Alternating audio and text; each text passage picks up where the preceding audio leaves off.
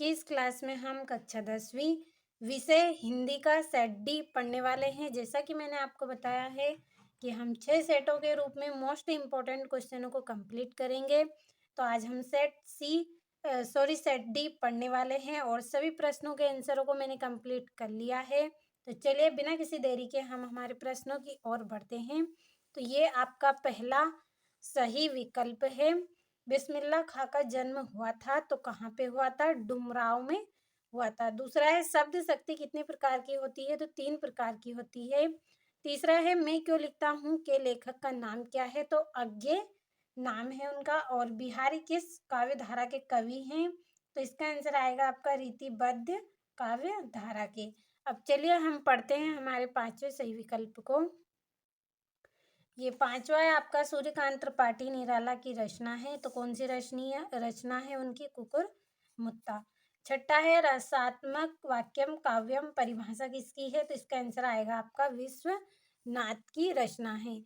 दूसरा प्रश्न है आपका जिसमें आपको रिक्त स्थान कंप्लीट करने हैं। तो पहला रिक्त स्थान है आपका संधि के डेढ़ भेद होते हैं तो कितने? 3 भेद होते हैं।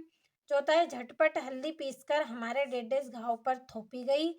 और तीसरा है कवितावली डेढ़ की रचना है तुलसीदास। चौथा है काव्य की शोभा बढ़ाने वाले धर्म डेढ़ कहलाते हैं तो अलंकार। पांचवा है आपका समास डेढ़ प्रकार के होते हैं तो 6 प्रकार के होते हैं।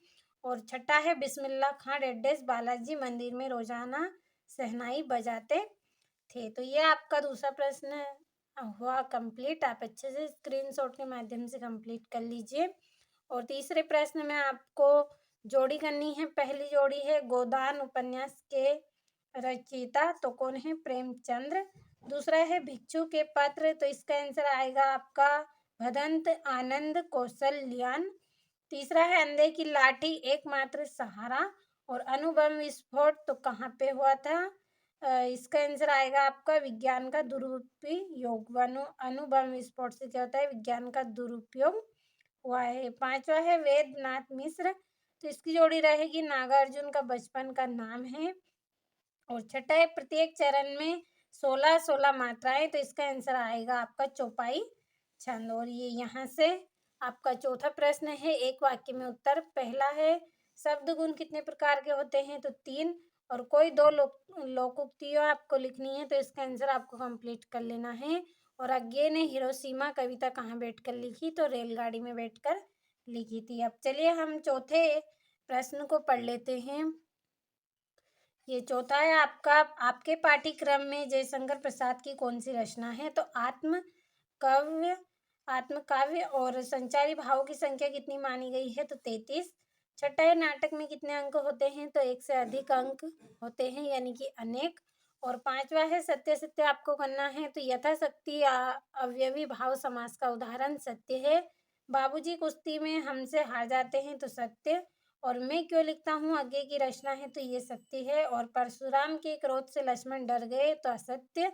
और पांचवा करुण रस का स्थायी भाव शोक होता है तो सत्य है। और वैदिक काल में शहनाई का उल्लेख नहीं मिलता तो सत्य रहेगा। अच्छे से आपको कंप्लीट करना है। और ये आपका छठा प्रश्न है इस आत्मकथ्य में लेखिका के पिता ने रसोई को भटियार खाना कहकर क्यों संबोधित किया? और हलदार साहब पहले मायूस क्यों हो गए थे? और रामरक्ष बेनीपुरी अथवा यशपाल का साहित्य परिचय निम्न बिंदुओं पर आपको लिखना है। 2 रचना और भाषा शैली। और ये आपका 19वां प्रश्न है निम्नलिखित मुहावरे का अर्थ लिखकर वाक्यों में प्रयोग कीजिए। और ये इसका अथवा सारे 2-2 नंबर के प्रश्न हैं। अच्छे से स्क्रीनशॉट ले, भरोसा रखें। वार्षिक परीक्षा के लिए मोस्ट इम्पोर्टेंट क्वेश्चन ही आपको बताए गए हैं। अच्छे अंक प्राप्त करना चाहते हैं तो सभी प्रश्नों को आप अच्छे से कंप्लीट कर लें। ये आपका 10वां प्रश्न है प्रकृति ने जल संचय की व्यवस्था किस प्रकार की? 11वें प्रश्न में 2 प्रयोगवादी कवियों के नाम तथा उनके एक एक रचना का नाम आपको लिखना है। और 12वें प्रश्न में तुलसीदास अथवा सूरदास का काव्यगत परिचय निम्न बिंदुओं पर करना है। 2 रचना और भाव पक्ष। 13वें प्रश्न में गोपियों के अनुसार राजा का धर्म क्या होना चाहिए? और बच्चे की दंतुरित मुस्कान का कवि के मन पर क्या प्रभाव पड़ता है?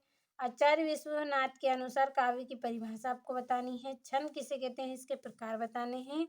और रेखा चित्र और संस्मरण में कोई 2 अंतर आपको लिखने हैं। तो सारे 2-2 नंबर के प्रश्न हैं, अच्छे से आप कंप्लीट कर लें। अब चलिए हम बढ़ते हैं हमारे अगले प्रश्न की ओर। ये यहाँ से आपका 18वां प्रश्न है 3 नंबर का और ये इसका अथवा। और 19वें प्रश्न में स्वच्छ भारत अभियान पर अनुच्छेद आपको लिखना है 3 नंबर का। और 20वें प्रश्न में आपको यहाँ पे एक पद्यांश दिया गया है जिसकी संदर्भ प्रसंग व्याख्या आपको करनी है।